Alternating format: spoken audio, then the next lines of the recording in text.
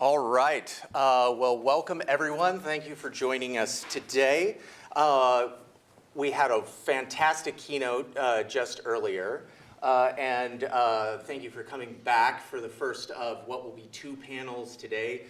This one is titled Challenges to U.S. Economic and Financial Statecraft in Historical Perspective.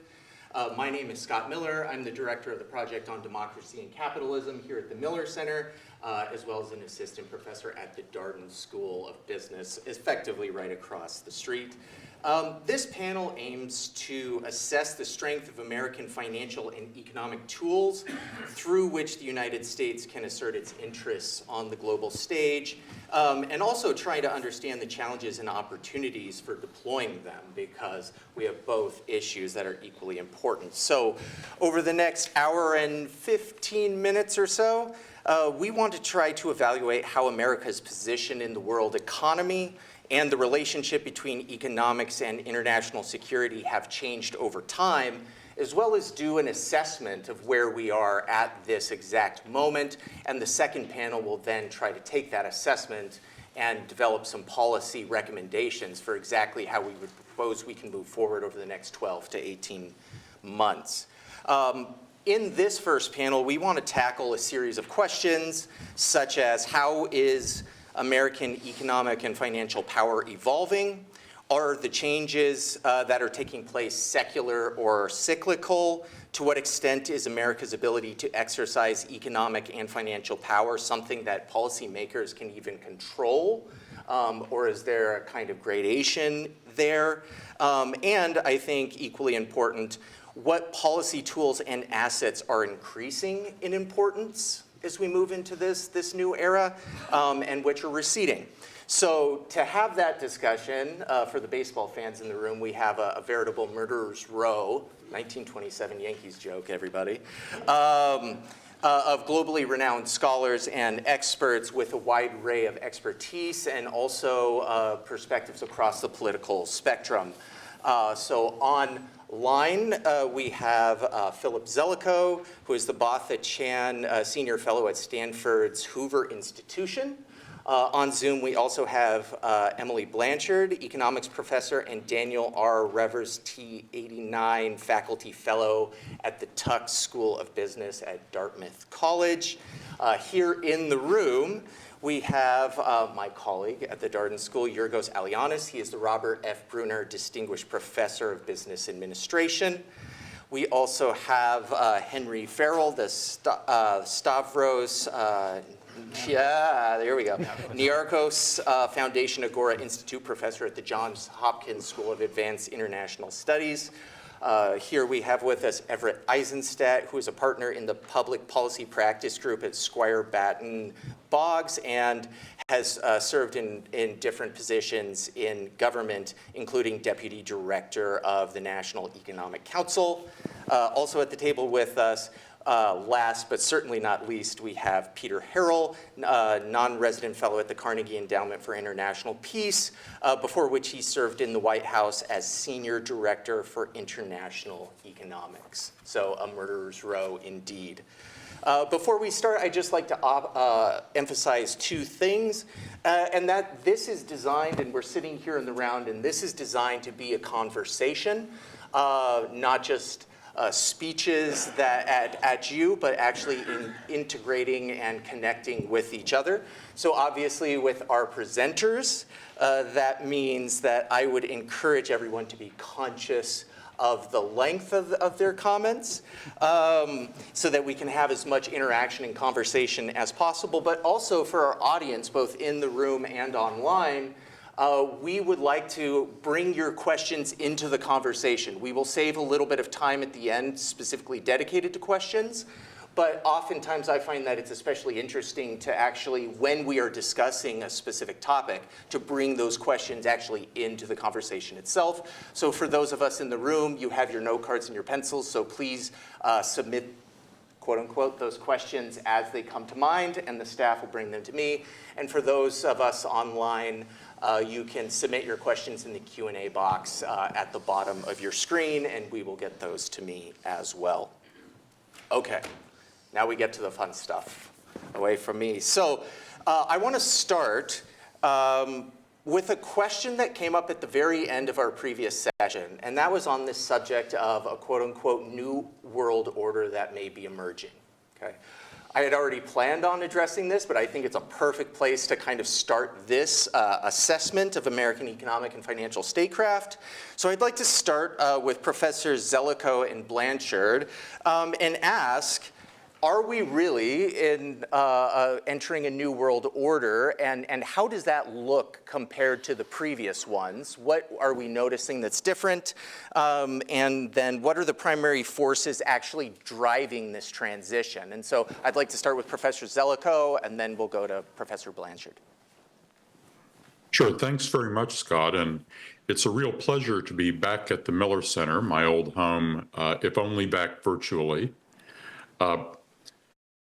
Let's just take a moment to appreciate the significance of the historical period we're in.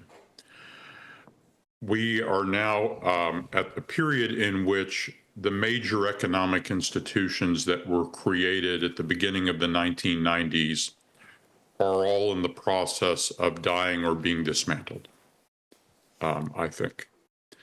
So there is not a sufficient appreciation that we actually invented a whole new system of world order in the late 1980s and early 1990s. The World Trade Organization was an entirely new invention. It was complemented in places like NAFTA. You had old institutions like the International Monetary Fund, but the IMF was entirely transformed to play quite different roles during the 1980s and 1990s, and so on. So the basic animating principle of all those changes was to aspire to create a global commonwealth in which the world would no longer be formally divided into economic blocks, and that there would be institutions that would have global aspirations. We can then have a discussion as to how well that did, but my main point here is simply to say that I believe that whole era is now coming to an end. The World Trade Organization is in a near zombie state. I think the future role and capacity of both the IMF and the World Bank are unclear. I actually think there are serious challenges now underway even to some aspects of the European Union, and its future is becoming more clouded. But the main point is that the global commonwealth system is now going down. So then the question historically is what's going to take its place? There are, in my view, two basic pathways that are opening up, and I think we're at a historic crossroads now. One pathway will be to return more to a national imperial-centered vision of the organization of the world economy, similar to what ended up emerging during the 1920s and 1930s, which had unfortunate consequences.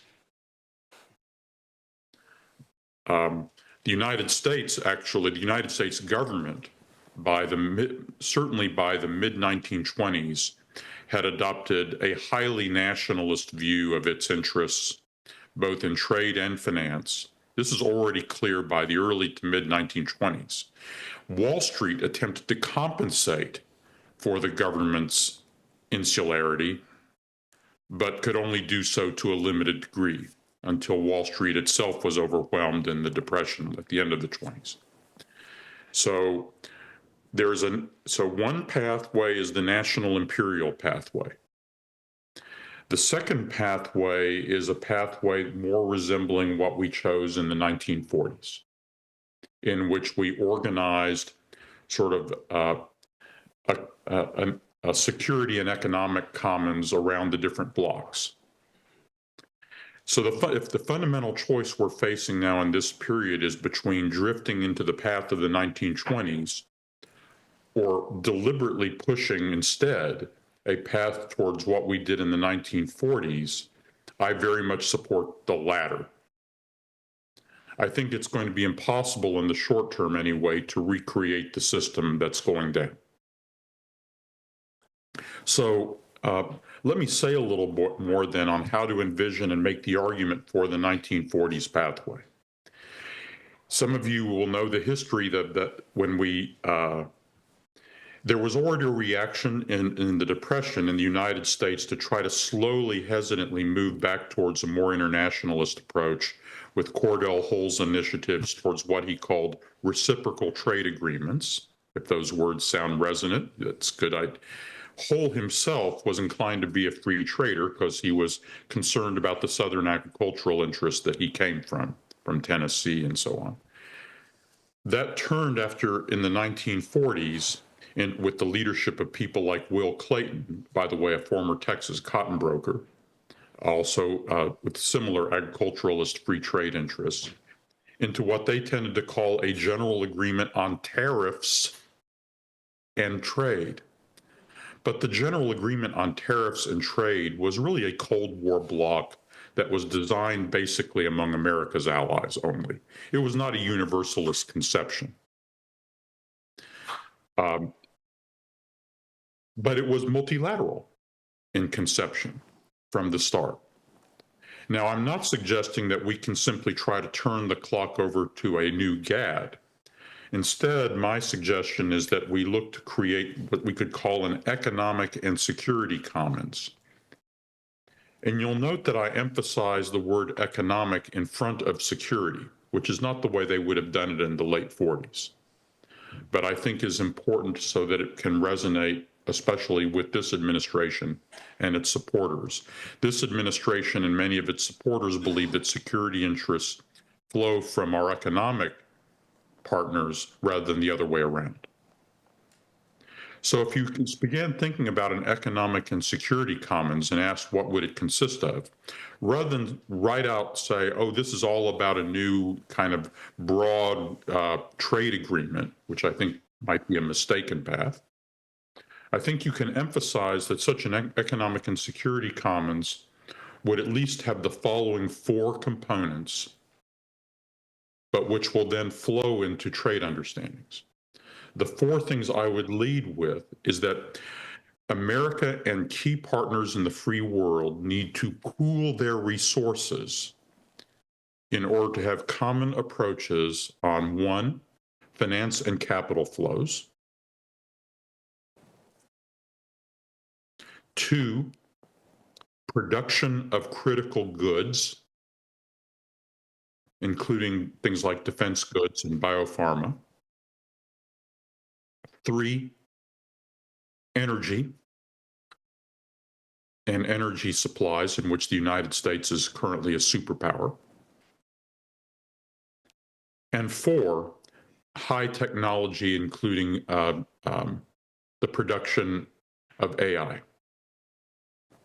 It turns out on those four topics that when you examine them, we can't achieve the results that we're going to want to. I think I can persuasively argue, including to Navarro and Lighthizer. By the way, Lighthizer is already beginning to think this way, as are others. And Lighthizer's recent op-ed in the New York Times previews some of this. He has in mind kind of a combined set of tariff agreements, but you see the doorway he's painting. In these four realms, you can make the argument that we have to pool our resources if we are to achieve America's objectives. That finance capital flows, production of the critical goods, which if you get into the detail about this, the United States doesn't have sufficient national control over the relevant supply chains and critical materials. I also want to emphasize on production that as people keep talking about reshoring manufacturing, we don't have the labor market to do it, even if all the other circumstances, all the other terms of trade were right. The Europeans do have the labor market to do this.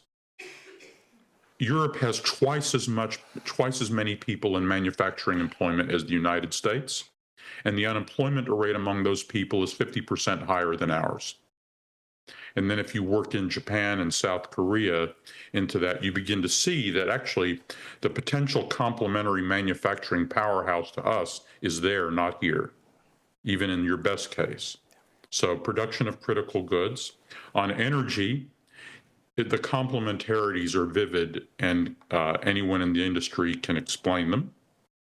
And then on technology, it's insufficiently appreciated that the United States actually relies on a worldwide talent pool and is actually deeply involved in technology cooperation with foreign partners. Google DeepMind is headquartered in the United Kingdom. So its leading lights live in the UK. Key people in the sector, like Larry Ellison, are actually in the process of making very large investments in the UK, for example. And in the UK, for example, they were the ones who pioneered the work on AI safety and security. They are still the pioneers in that field and the leading source of talent on it. They have renamed their AI Safety Institute and AI Security Institute in a correct effort to turn that institute into something that's less about what the administration calls woke ideology and more into something that's concerned with the national security agenda of AI. And I believe Prime Minister Starmer discussed this with President Trump, and actually Elon Musk cares quite a lot about that agenda. Absolutely. So it turns out that when you flow out of those four things, you begin to already then see, I think I can fill in then understandings about common trade policies, but I'd lead with these specific requirements, and then you'll see how those will flow into a broader conception of an economic and security commons among our partners in the free world, which is a way of choosing the 1940s multilateral pathway to the new era instead of the current drift, which I think is drifting into the 1920s style approach. Absolutely. Thanks. Absolutely. Thank you, Professor Zelikow. Professor Blanchard, I think that the obvious question here is why are we emerging or going into this new world order? I show my students all the time this kind of hockey stick graph where the previous world order shows global GDP just almost literally going vertical. So the question I have for you is, what is driving this transition? Yeah, it's a great question, and I don't have all the answers. So let me start with that. Here's my best guess. Looking out at the world, there are three big forces that all came into confluence at the same time. One is just geopolitics, right? We find ourselves in a period of rising great power competition, particularly an antagonistic relationship between the U.S. and China, though clearly these are not the only players. That has a lot to do with behavior in Beijing, honestly, to which the U.S. is responding. But there are many forces there. So number one, a dissolution of trust with this new geopolitical competition. Number two, climate change and the climate crisis. This is going to cause a lot of disruptions, already is disruptions in global supply chains, natural disasters, but also looking forward, thinking about the risks to people, to livelihoods, to agriculture, to cities around the world, to mass migration. We're entering a period where even if we lived in the post-Second World War, the halcyon days of multilateral cooperation, we would have a really tough path ahead. So climate is clearly one of the big pieces here. Climate and climate change and the right and appropriate push towards decarbonization has also brought online new technologies, which I'll talk about in just a minute, that change the demand for certain kinds of, think critical minerals. Things like lithium and cobalt are suddenly much, much more important. And we're maybe seeing the end where some of the legacy fossil fuels will become less important. So there's a shifting nexus of geopolitical power or geoeconomic power around natural resources because of climate as well. The third thing, and I think this is really essential to understand this moment too, is, of course, political discontent among voters in democracies and in non-democracies around the world. There are a lot of people who look at the world as it has evolved through the end of the 20th century and the early 21st century, and have said, in one way or another, this is not the social contract I signed up to. The demand for my time, my talents, my experience isn't what I thought it would be. I'm getting a rotten deal. I want something new. We see rising income inequality, rising wealth inequality, particularly globally, no, but within especially developed and industrialized countries, yes.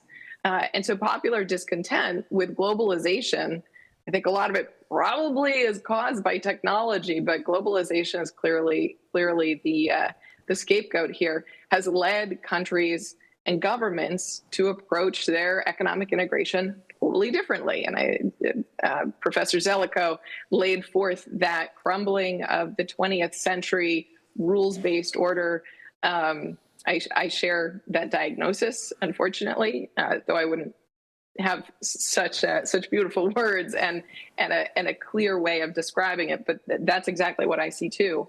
Let me add one more piece to this, though. We've got these three forces: geopolitical tensions rising, popular discontent with globalization, mistrust of neighbors, climate change scrambling the order on resources and what's going to be really important and what are the kinds of shocks that governments need to be prepared to respond to and firms are already preparing for.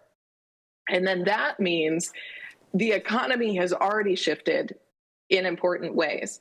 And here I'll say the rise of new technologies is at the heart of so much of the challenges and the way the world is changing today. We've got new technologies, yes, of course, powering AI, powering new developments in biotechnology, and so much more.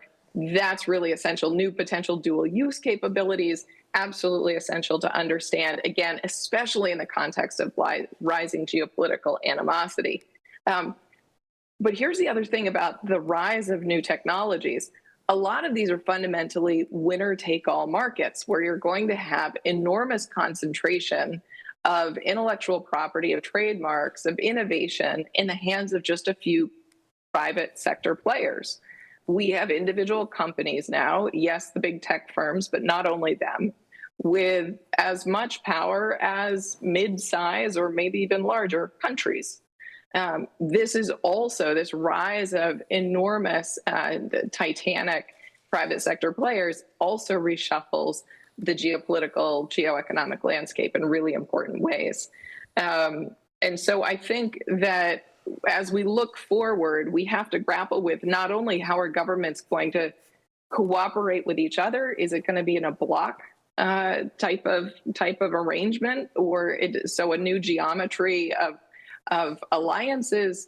Will it be completely unilateral and nationalist, like Professor Zelikow? I think this is a terrible idea and also a fool's errand, just given the way the global economy actually works and the way that products and ideas are made in the world and will continue to be made in the world. But all of that still has to grapple with, what do you also do with a massive concentration of power in private sector hands? And again, critically, firms are not fundamentally or necessarily tied to any one country. And so this is a very different, very much more complicated game than I think even the world faced in 1940. So with that, I look forward to this conversation. Thanks so much for having me. Absolutely. We're going to be talking in just a bit about technology competition. So this is a wonderful kind of transition into the room, if you will.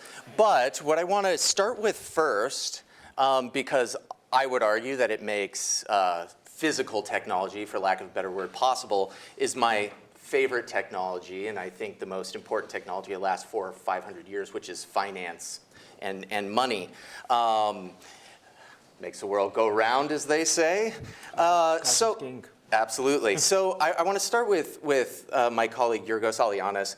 And I think one of the things that a lot of Americans understand is, okay, we have Wall Street, we have New York, but they don't necessarily understand the power that having the United States is kind of the locus of financial dominance, like what that gives us, both in an economic perspective, but also the levers of the state. What does that give as far as tools of financial statecraft? What does that kind of financial dominance allow us to do? Very well. Well, we actually have Dallas as well. In case you didn't know, there is a new market that has been developing, which is kind of fascinating. Well, let's start with capital markets. What do? They really are there to fund good ideas. So imagine you live in a country and you have a great idea and you have no money and nobody to turn to. Therefore, there's no more a good idea. So that's very simple. Huh?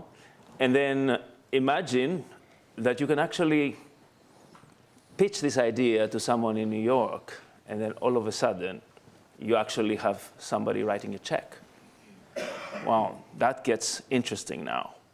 So imagine that everybody learns about this person who actually talked to someone in New York and got the money, and then you got like a horde of people basically with good ideas that really want to come to New York and get the money. Now, that's the other interesting thing is that suppose you have a bad idea. What happens? You come to New York, you ask for money, and nobody's giving you the money. Wow. So essentially what capital markets do is separate the good, the bad, and the ugly. When markets are efficient, which means essentially there is a lot of competition for the money. What happens is all these investors are going to decide where am I going to actually get the return for the risk I'm taking. And there are markets out there that are very inefficient, right? So you just have one person buying, and so they dictate the terms. But when there's a lot of investors in a particular market, it basically, in the end, what we call it, this price discovery. So what happens there is that you actually get the valuation and the price that you, quote unquote, deserve. Now, a lot of people said, well, the stock market goes up, it goes down, I don't care. But I'm looking at my 401k all the time. That was a joke. Huh? I do care, of course, where the market is going. But the reality is that if you had the choice to go to a market that pays you 80 cents on the dollar versus another market that pays you $1, where would you go? It's very clear. You're going to go to the market that gives you $1 versus the 80 cents on the dollar. Now, how do you get this full valuation, which is the dollar, versus the 80 cents? Well, you got to be in a market that first understands the talent, the technology, what you bring to the table. So you need this ecosystem of people who are going to judge, is this a good company, bad company, ugly company, is this good technology, etc. And you got people who have money. This is where the money is. The money is in the US, a lot of it. Why? Because it's like the reverse argument, right? People realize that, if you take my argument earlier, the good ideas are going to come to New York. Yeah. Therefore, I have to be in New York. Yeah. And maybe Dallas. Okay, that was a good one. Yeah. So that's kind of how the system works. And actually, this is the most fascinating thing for me is, I'll get to your question about what does it do for the average folk, for the average person, and for America, for our country, right? Because that's the question: is what power does this give us, American policymakers? I mean, it's a huge power. I'll tell you what. I've written some stuff on Brexit, which we can talk with Professor Zellico at some other point. I'm really quite down on UK, especially after what happened with Brexit. And one of the outcomes of this is essentially the best IT company that came out of UK in the last however many years now, chose to list in New York. What does that mean? So they had the chance, do I want to get 80 cents on the dollar or $1? And the answer is very clear, because some people have given you the money to get to the point where you actually now have the chance to list. And I'll take the dollar. I take the dollar. Yeah. Exactly. So it's very clear. I'll take the dollar. I go to New York. Now, this is the funny thing. This is ARM, for those of you who know ARM Technologies, huge company out of UK. And now, basically, I think they listed for, I don't know, 40, 50 billion. Yep. Now, can you guess how much it is a year and a half later? Give me a number. I had no idea. It's 140 billion. I actually looked all these things up. Don't think good. that I have it in my head. But it's 140. And so if you're ARM and you're any other technology company in the UK, which they have good universities, they have good ideas, they have good people. But if you look at this, then you're like, forget London Stock Exchange. In fact, last year, there were 88 companies that delisted from London Stock Exchange. Right. I mean, it's incredible. The average discount that you get is about 28%. So instead of a dollar, you get, what is that, 72 cents? Yeah. If my math is good. So 72 cents on the dollar. So then you get, this is one company. Imagine a second company, a third company, and everybody is like, forget about UK, forget about Europe. Europe, you could have other discounts. And I'm going to America. Now, what happens when you have the best companies? Remember, if you're a bad company, you're not coming to America. Right. Because you're not going to get funded. So imagine the best companies come to America, and they get funded. And then you feel like, I have a lot of money. What do I do? Well, this is, I think, our preeminence here with our own. Look, if you have a very high income per capita and a lot of spending power, a lot of billionaires, then what you do is you spend on things. And so these companies know that. And so they're going to create, and they are already creating, investments in this country and ways to really continue to monetize what they do. Another example, and I'll stop here. Well, I mean, the question I want to, so I think it's inevitable that the United States is an attractive place for talent, for capital, and that there is a certain degree of leverage that enables U.S. government to hold with countries all across the world. But I think the question I'm curious is, that's an asset, and I'll turn to Professor Farrell here for just a moment. Like, should we be concerned about the degradation of that leverage that we have, or should we think about it in a completely different way?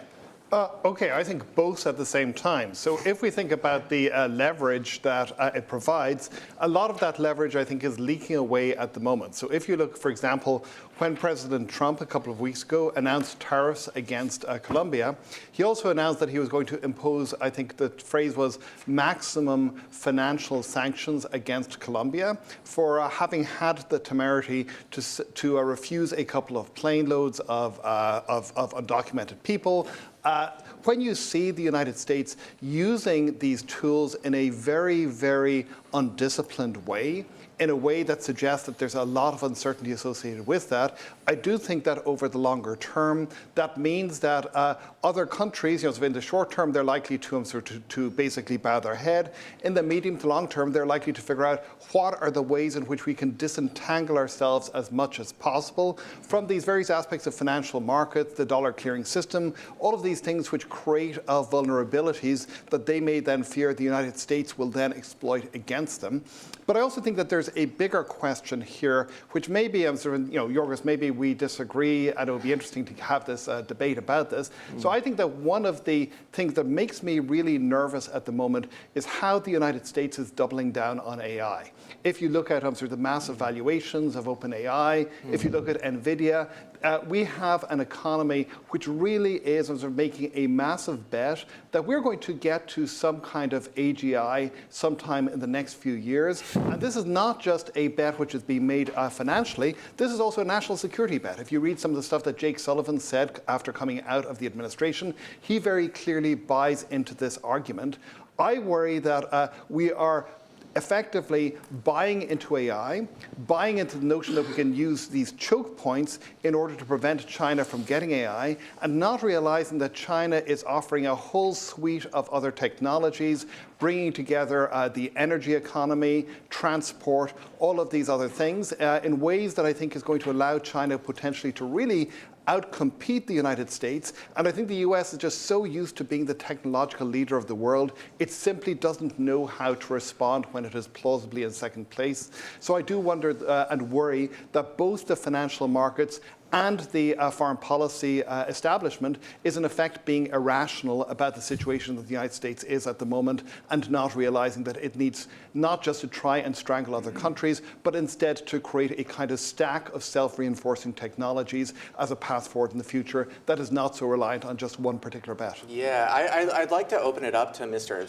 Harrell and Eisenstadt. You know, one thing that Peter and I were talking about last night, and I hear this question quite a bit at Darden across the street, is yes, there are potential issues here with the U.S. losing financial and economic leverage, but where are they going to go, right? Like Mr. Froman said in the earlier session, is we're still the prettiest house on a very ugly block, so to speak. And so starting first with Mr. Harrell, does that logic still hold? That yes, we may be doing some things that are really diminishing our leverage and our credibility, but like what? You're going to go to China, you're going to go to Europe, you're going to go to UK? Where do you come down on this? So I think in the sort of short to medium run, we have so far and are likely to see, again, at least in the short to medium run, major sources of American leverage hold. Let me first talk about, and Ambassador Froman brought this, sort of our leverage as a market, our leverage via tariffs and trade power. And Ambassador Froman brought this up in his opening remarks. Like, we are still a big importer and a big consumer, and you're seeing Trump be able to leverage the threat of 25% tariffs on Canada and Mexico and other countries to get geopolitical wins. At least over the next period of time, I don't see that going anywhere. And you think about this as sort of U.S. threatens tariffs on Europe and on Mexico and places like that. In a very realpolitik world, and we do see, I should begin by saying, we do see, Europe is signing a deal with Mercosur and announced today they're going to try and sign a deal with India and whatnot. But you know what? Mercosur and India aren't going to buy a bunch of Mercedes cars. They're just not. Like, the market's not there, right? For the sort of industries Europe has today, they need the U.S. export market. And so I think that does mean in the next couple of years, like, Trump is going to get a lot of leverage through this tariff vector, for better or for worse. I mean, I think he's not going to use it necessarily as well as he could, but he is going to have a lot of leverage there, and that's just a fact. I think on the financial front, if you look at the sort of traditional statistics around sort of the role of the dollar internationally, you continue to see the dollar dominant in sort of foreign reserves by other governments. You also continue to see the dollar dominant in international trade. Now, here I do think we're seeing some erosion. I do think what we are seeing on the reserve side, and there has been over the last couple of years, not a ton, but a couple of percentage points decline in the share of dollar in global reserves. It's been interesting to see, as we kind of move back to an earlier period of geopolitics, what the countries that are trying to diversify away from the dollar are doing. And it's not moving to other currencies, it's moving to gold. Because I think the reality is a lot of countries look at this and, if you're a sovereign in the Middle East or somewhere, you might think you have some geopolitical risk parking your dollar in New York, but you probably also have geopolitical risk parking it in London. You probably have some geopolitical risk parking it in Germany, and in China. You certainly have geopolitical risk parking it there. So we're seeing this kind of pivot back to 19th century collections of gold, and that's one reason gold is at all-time record highs today. So I think we are seeing some diversification, but it's like hard to figure out where you go. On the finance front, it is interesting, and here I do think. Sort of trade finance, trade flows. We are clearly seeing countries like China, Russia, try to build financial infrastructure that they can use to at least manage payments among themselves without depending on the dollar for it. And I think there over not 1 to 2 years, but over several years, we have and will continue to see some success. I think Russia has been broadly quite successful in finding all things considered, it's more expensive, it's more challenging, but all things considered, they've been pretty successful at finding ways to continue trading with their trading partners without reliance on the dollar. And I think, within a couple of years, China would largely be able to do that as well. So I do think that the kind of financial vector will be a diminishing choke point. Now, caveat on that is that I feel like over the last couple of years, maybe going back a decade now to when Jack Lew talked about will our overuse of sanctions, then Treasury Secretary, erode the role, we have only thought about defending the role. Most policymakers in Washington have only thought about defending the role of the dollar defensively. Let's use sanctions less and not drive them away. We have not thought about defending the role of the dollar offensively. What are we, from a policy perspective, going to go out and do to continue to make the dollar attractive? And I think there are a couple of things you think about there. One is, just sort of how do we go out and, promote it for trade and make it more efficient and that kind of thing. There's also a piece, as we see the rise of things like stable coins and cryptocurrencies, I think there are real financial risks there. I also think there's a national security question of, we probably would prefer to have global stable coins, a kind of cryptocurrency that's really for trade, run by American firms rather than by foreign firms. So do we want to go out and advocate here for a regulatory regime? And then the third thing is what do we do to throw sand in the gears of these other countries who are trying to develop alternatives? And we just haven't, we haven't thought about how to play offense to maintain the position of the dollar at a policy level. And I think that's going to be an important area of debate over the next couple of years. Absolutely. And that the second panel, if I can just give a plug for our second panel, that offense is exactly what we're going to be talking about. How do we develop an offensive game plan, another sports reference apparently, for the United States in that. Mr. Eisenstadt, you're an expert and have worked largely on trade issues.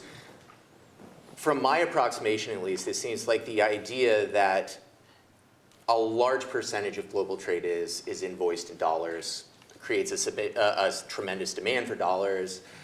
If that, I guess, two-part question, do you believe that, at least in the medium term, that kind of central dollar role in trade is under threat? And if it is how big of a problem is that?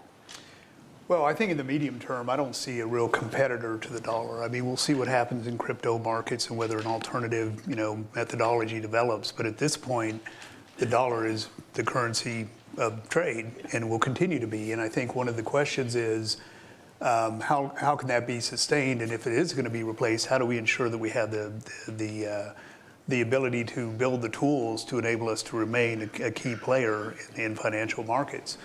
But on trade, there are efforts among many countries to develop alternative methodologies for payment. There are some small pockets being developed among, China and Russia. But candidly, that's, people are not going to say, please give me all those, renminbi and I'll give you all my dollars and I'm happy because I hold this, because you have to depend upon the country in which you're investing to give you something in return. And we still have the most transparent, open financial market in the world. And I think that will be continued for quite some time. So it's something to be concerned about. I don't think I'd be overly indexed on that concern, but there's a lot of other elements to it, including how do we use this power? And I think Peter noted correctly that the use of sanctions has escalated. And there does come a point, and this is a concern that was starting to emerge under the prior administration, that an overutilization of the dollar as a tool to control economic behavior abroad. So at some point, people are like, look, it's too burdensome. I don't want to do this anymore. I'm going to find another way to get my financing. So one of the and still to be written stories in this current administration is, how are they going to use sanctions? And how are they going to use tariffs? And there's a stream of thought that merits watching, is that you will see a diminished use of sanctions and an increasing use of tariffs, perhaps for the same purpose. Now, where does that lead us? We'll see. But I do think that's something that we need to keep our eye on. Absolutely. Just final question here on the financial front, because I do want to move into issues specifically around trade and tech. To Yorgos, one thing you and I have talked about considerably, and I'm not sure that we have a consensus on, is there a potential threat to U.S. capital markets? The money flowing to Singapore, Dubai. Is New York as the center of global equity markets under threat, or is that just kind of people being overly pessimistic?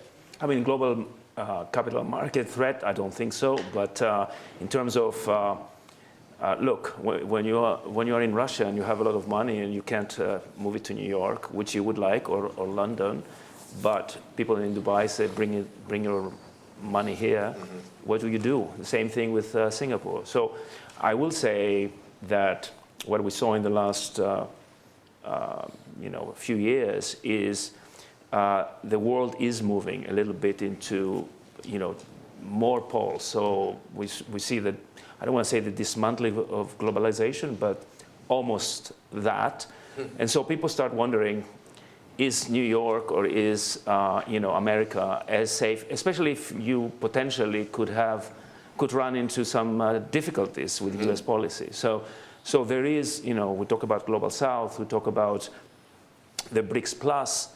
I mean, there's some surprising countries that signed on. Now, I don't know whether BRICS Plus is going to be better than BRICS and different, but the fact that there are some efforts to really, devise two poles, the one obviously China, Russia, maybe Iran, other junior partners, and the other one is on the US.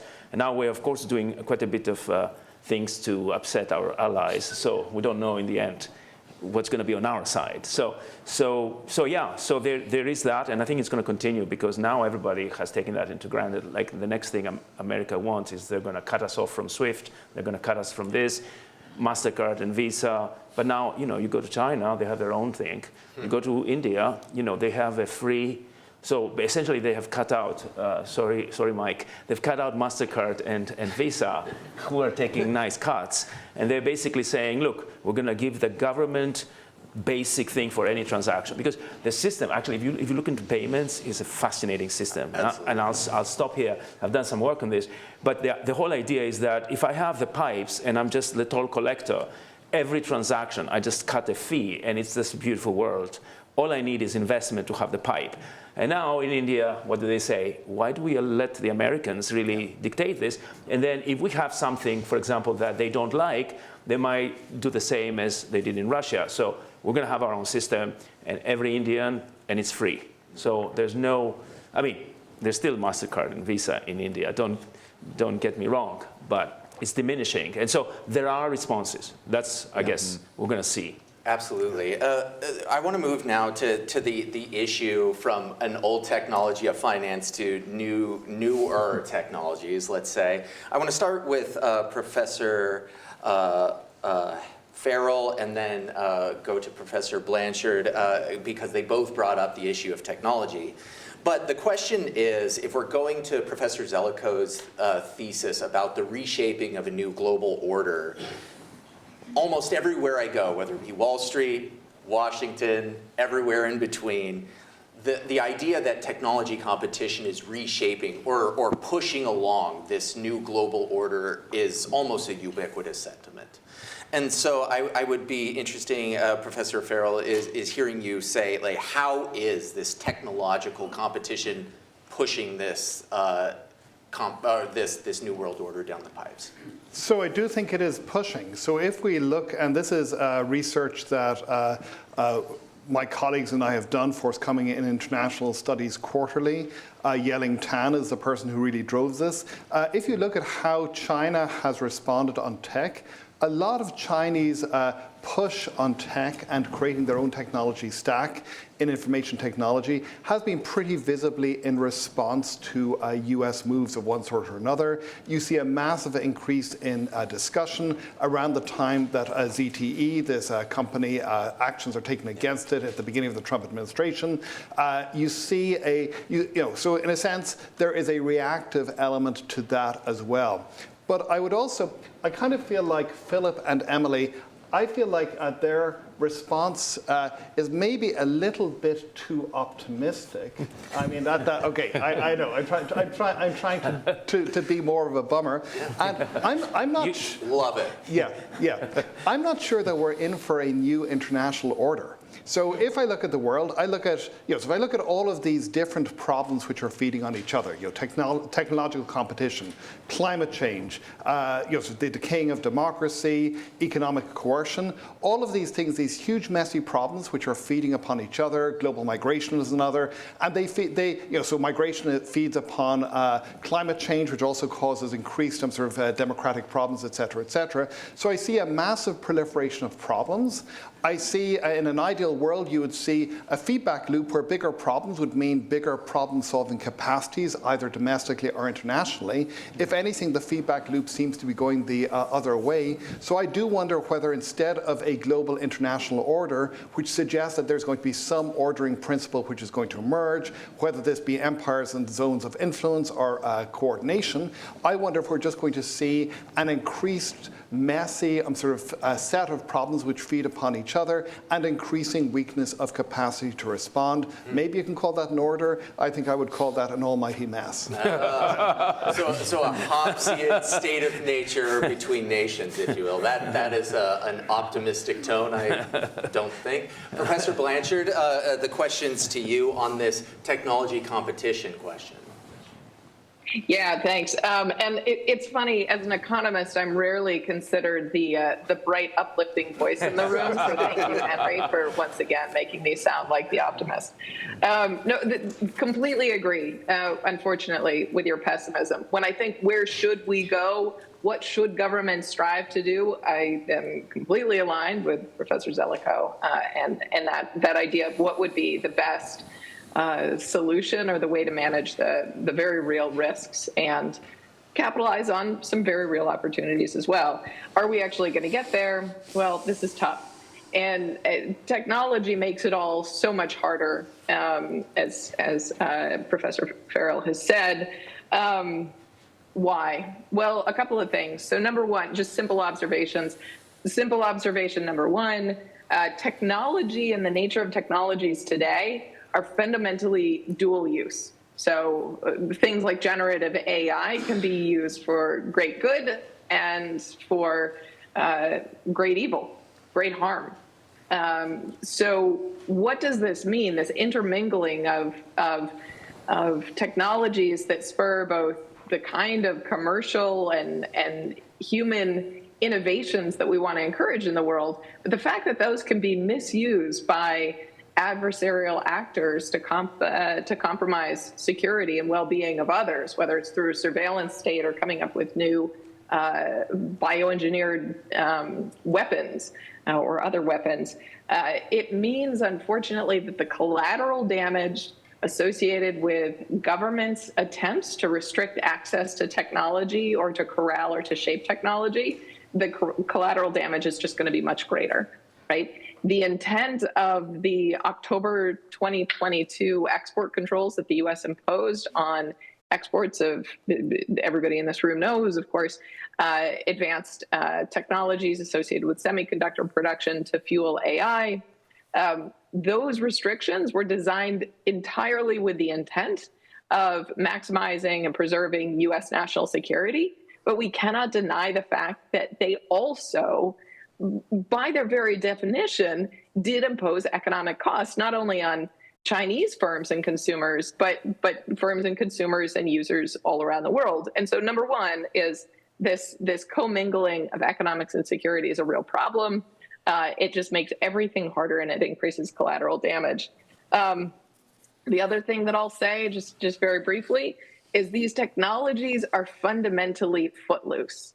So the idea that governments can put the genie into the bottle, or rather take advanced technologies and corral them within a single country or a single block of countries, we've seen it's very, very difficult. And to be clear, policymakers, Peter Harrell, not least among, right, very keenly aware of the difficulty of slowing down other countries' technological advance or reducing the speed with which technology crosses borders.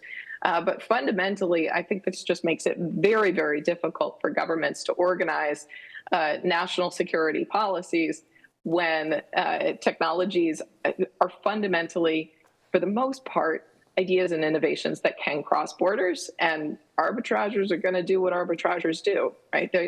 I think these technologies will spread, and that will have great benefits in some ways, but also bring great risk. Absolutely. I like to, as a trained early American economic historian, one of the very first things Alexander Hamilton did when he went into the Treasury Department was set up a small unit to steal British industrial secrets. And the British set up in response a unit to prevent the Americans from doing so. And this resulted in a tit for tat that went on for the better part of 3 centuries now, I would say. But I'd like to turn to Mr. Eisenstadt, is this question of technology controls and the use of different levers of economic statecraft to try to maintain advantage. I'm curious, with your expertise on trade, how we should think about even this concept of trying to maintain technological superiority. And one of the ways that I would like to think about this is economic statecraft and the use of sanctions, tariffs, however we want to frame it. Is that even the right way to think about maintaining a technological superiority? Well, I think it is. I mean, it's first, I think, to keep in mind that one of the reasons that we had the world we had for so long with integration and the open markets, there really was no competition.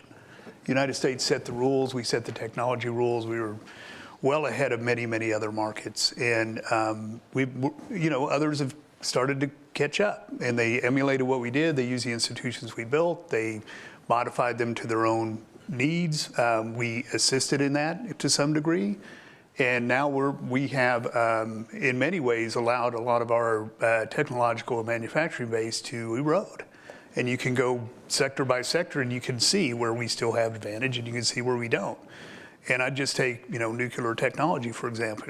I mean, the reason that we are able to control nuclear proliferation is because we control the technology. And as long as we have the technological edge, people are going to want to get access to that technology.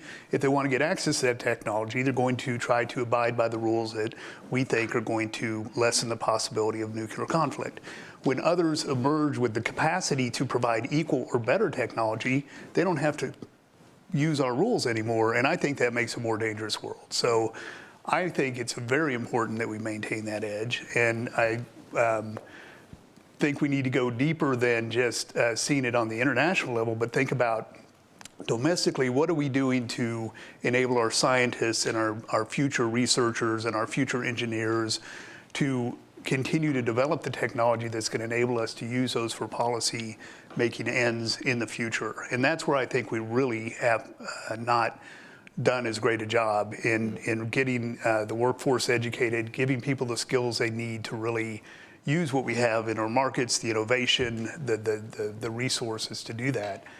I think China's done a very good job of looking at where they would like technology to go, and they've been able to dominate a number of sectors where we're trying to catch up. Some of those are new energy technologies, obviously critical minerals. Semiconductors, we have a bit of an edge, but it's very internationalized. So what I think, and just going to some of the broader thesis, and we'll go to this in the next panel, where are we going? I think much of the fragmentation is going to be built around technology and who is controlling the best technology and how attractive is that to trading partners. And do you want access to that technology? And if you do, you need to use it in this way. That's a projection of power that I think is real and meaningful, and one that we cannot let slip away, in my mind. Absolutely. Mr. Harrell, I want to go to you. A lot of times when we talk about this kind of toolkit of statecraft, we lump a lot of different things in together, right? There's tariffs, there's sanctions, there's tech controls, there's import, export restrictions, yada, yada, yada, yada. If we're looking at the technology front, are there specific tools that might be more effective than others And one thing that we have talked about in the meetings we had coming into this was, is the American government even set up to effectively execute whatever those effective controls may or may not be? So I just, that initial question is, how should we think about differentiating these different tools of statecraft, specifically in this technology space? And is there a capacity at the current moment to do this effectively? Yeah, I think it's a great question. And I guess what I think about over the last, sort of lived experience over the last 10 years of US policy, I think we have seen a number of these tools prove effective in a cost imposition kind of way. I think we imposed some costs on Russia. We can argue over how large and do they measure up to the original expectations, but clearly, like, Russia has a somewhat degraded GDP versus what it otherwise would have done. They have had some challenges obtaining access to components for their defense industrial base. So I think it's sort of, if you measure this as has there been a cost imposition or degradation strategy, we've seen some success. I think similarly, if you look at export controls on China, we've done quite a bit to control chips. We have been successful at, are there fewer high-end American chips being sold to China? Yes, there are. Now, China is still getting a few high-end chips through smuggling and actions in third countries, but there are fewer NVIDIA high-end chips being sold to China than there are. What we have not tended to be successful, at least over the last decade, is in marshaling these tools to achieve behavior change type outcomes, right? Our Russia sanctions have not convinced Russia to end the war. We might actually be at a moment where combining other kinds of power, diplomatic power, pressure to actually force a resolution sees that resolve. But we've not seen a ton of success on behavior change. And indeed, where we have seen impacts on behavior change has often been the efforts, Scott, similar to what you said at the beginning, by our adversaries to figure out ways to get around, right? So I think one of the lessons of DeepSeek and China's AI development being cut off from highest end American chips is they got to find more efficient ways to do it, right? And that's like something that we have a very hard time preventing them from getting their engineers to think about how to improve efficiency. And I think that does need to be a little bit more of a feedback loop as we use these policy tools if we need to move a little bit beyond, okay, we're going to do X, and that is going to have impact Y on our adversary, and a little bit more to thinking dynamically about what is the feedback loop. So we're going to do X, going to have impact Y. The adversary is then going to do thing Z that is actually going to be a response to what we do. And we just have, I think, across government not been very good at thinking through that next step, at least in the last year. And I think that is an area where if we want these tools to remain effective, we are going to have to invest some additional thoughtful capability to do that. Yeah, Mr. Fair. Okay, so a super quick two-finger on that. I think it's absolutely right. And I think that one thing we might want to think about in this context is, you do X, it has feedback effect Y. You probably are not going to be particularly good at anticipating what the adversary is going to do because it's a complex world and adversaries have lots of capacities you may not anticipate. Technology develops in strange ways. So what we need, and I think this is one of the big problems that I see as an outsider of the US economic security state, is the capacity to rapidly respond. The United States is really, really good at piling on sanctions upon sanctions.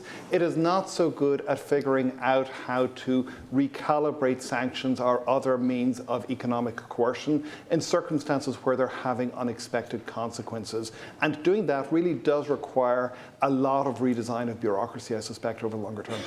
Yeah, and that is something we absolutely are going to get into the second panel. We have approximately 5 minutes left, and so what I would like to do in those remaining 5 minutes is do something that we kind of inaugurated on a recent Miller Center event, which is a lightning round with a shot clock, so to speak, although I'll be keeping that myself instead of having it on a screen. So I'm going to limit everybody to about 45 seconds, and I'll jump in and enforce it with venom if need be. But it's a two-part kind of question. So right now in February of 2025, we've talked about lots of different elements of the statecraft toolkit.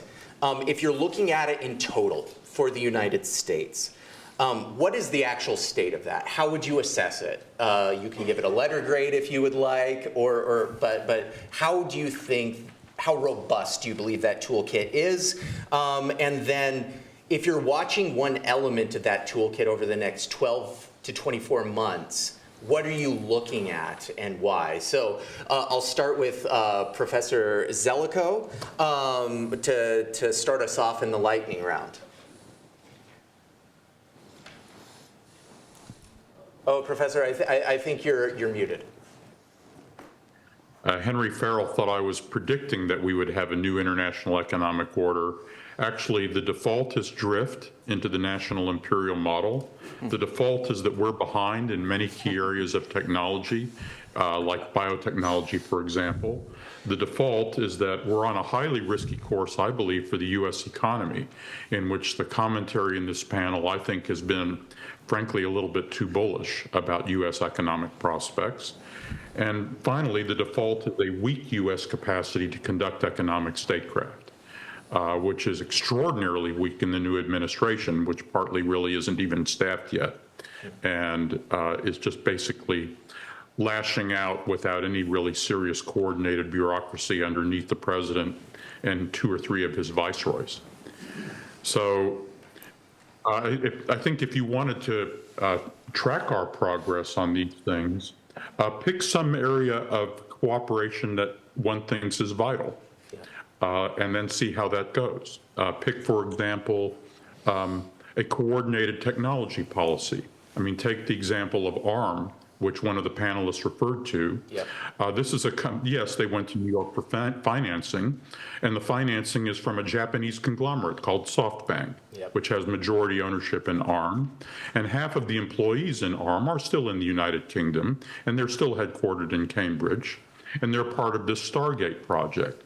But then if you think about where export controls are going and what China can do about that, and you keep in mind that all of ARM's foundries are mainly in Taiwan and East Asia, you begin to kind of see that if we want to develop some kind of coordinated technology policy and sustain our export controls so that, for example, we cut back on the access to the H20 chips that allowed DeepSeek to perfect its model, which they bought in the tens of thousands. So if we tried to do all that, how well do we pull that off in conjunction with our allies? And does that then illustrate one way in which a new economic security commons begins to emerge? Absolutely, absolutely. Thank you, Professor Zelikow. Professor Blanchard, 45 seconds to you. Yes, sir. I would say we need 2 things for long-run economic security and long-run national security, 2 things above all else. Number 1 is strong alliances. Number 2 is running faster, so being able to advance the frontiers of technology in the world and certainly in the United States. The first run is great news. It's fiscally very free to have strong alliances, but as we've seen, it does require a country, a government, our government, to withstand temptation, to avoid the temptation, succumbing to temptation, to bully partners and allies around the world. I think we are getting a D in the last 2 months on this, or not even 2 months on this. Oh my goodness, it's time passes too fast. And then on capacity to invest in people, right? To run faster, to advance the interests of the United States, particularly at the frontier of technology, but just more broadly, and maintaining a strong economy. The U.S. economy is the golden goose that lays the golden eggs, and I'm worried we are no longer going to make necessary investments because we're taking a very short-term approach. And I didn't say anything about the fiscal cliff we're about to careen over, but let's not forget that. That's something to chat about over lunch. Absolutely. Professor Alianis, 45 seconds, sir. All right. Tariffs C. Sanctions C. Export control, I think B+. Okay. I'm a good grader. Now, I'm not overly bullish, so just to defend that one, there's a lot of risks, and I agree with the panelists, the co-panelists here. Huge amount, starting from climate change, debt. We can talk more next. when you have debt, how do you pay for debt? There's a couple of ways. One is you grow the economy, you tax, and you pay the debt. Yeah. What do? We don't. So there's like a actually, if you look at our debt to GDP, it went from 60% in 2010 to 123% or 24 now. Yeah. So obviously, we can go to be Japan because they have 250%. And the moment that the world starts realizing, should we really buy these treasuries, I think this is going to be an aha moment for everybody. So I can talk about that as well. Technology. This is the funny thing. Within the administration, it seems to be there's like two things. We don't want somebody to come in here to clean our toilets, but we want somebody to develop the next AI thing. Now, as you know, how do people come to the States? There's this H-1B visas, right? And so there's this big thing. We've controlled those because we don't want too many of those, and at the same time, we want to be technologically ahead. So there is a lot of confusion, I think, in terms of what we do in this country. If we really want to become the technology leaders, which I think we must, we got to bring the best talent of the world here. Absolutely. Professor Farah. Okay, super quickly. So dollar power. One other threat is Fed. So what happens if we have another financial crisis? Do people believe that the US is going to issue swap lines? And if not, what happens to US dollar power? System, I think the reason why I'm perhaps more pessimistic than Professor Zilikow is that I think the 1920s is still kind of a weird system. I worry that we're not going to have any system at all. And also, this is why I'm trying to out-dismal the dismal science of Professor Blanchard. And Blanchard's an excellent point, I think, on people and training. We also have DOGE, which is an important part of the story. So every administration doing economic security is trying to build the plane in midair. Now we're doing that at the same time that people are chucking random pieces of the engine out of the cargo bay to see what happens. And, well, we'll see where we go. Yeah, absolutely. Mr. Harrell, your assessment, please. Well, let me put aside people who may have gotten fired in the last couple of weeks because we are in an evolving situation. I've been through a couple of home renovations, so I think about this in two ways because you ask us to grade the tools. Yes, please. I think if we're just talking about are the tools sharp, can we come up with ever more creative ways to sanction people and export control them? Or tariff them? The answer is we're like an A or maybe an A- at worst, because we are definitely coming up with more and more ways to tariff, sanction, and export control the world. I think if the question is, what's the grade on do we have a vision of where we want to use these tools to go? We're maybe at a D-. Because the way I take on it is like, we actually don't know where we want to go. Yeah. And I think this is very particularly relevant on the trade front. Like, it's easy for everyone on this table to say, geopolitically, we probably do have a vision. We want kind of an alliance, we all would agree we want sort of, blocks and alliance. I would posit on the economic front of what we want that vision to look like, we have no idea what we want it to look like. Absolutely. Mr. Eisenstein, final word to you, sir. Final word to me. Well, I'm going to be a bit more optimistic, which won't be hard. It won't be hard because I feel like we're in a spiral of doom here in this. But I think, look, we have got a lot of calcification in the system and a lot of, and I think your point on sanctions is absolutely right. It's easy to build on things, and it's hard to actually change structures and institutions. That's what we have to do. We have to do it.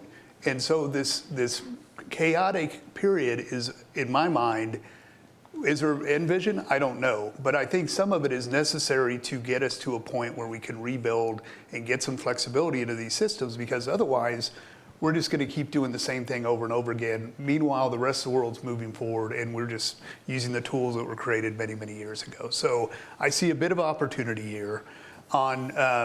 One thing I would watch going forward is what I talked about, like sanctions versus tariffs, and whether the tariffs start to evolve into a dual track where you have potentially higher tariffs but potentially more trade agreements. There's been a number of moves that we've not talked about, including with India, the United Kingdom, and potentially USMCA, that may set templates for others to emulate. And if that happens, we may get to that kind of framework where we have an alliance of like-minded countries. Yeah. Got a lot of work to do. We do, and that is, those suggestions for how we actually go about that, we have to reform and we have to innovate. That's what we're going to do in panel 2. So we're going to take a break for lunch and then come back with solutions. Please join me in thanking our panelists.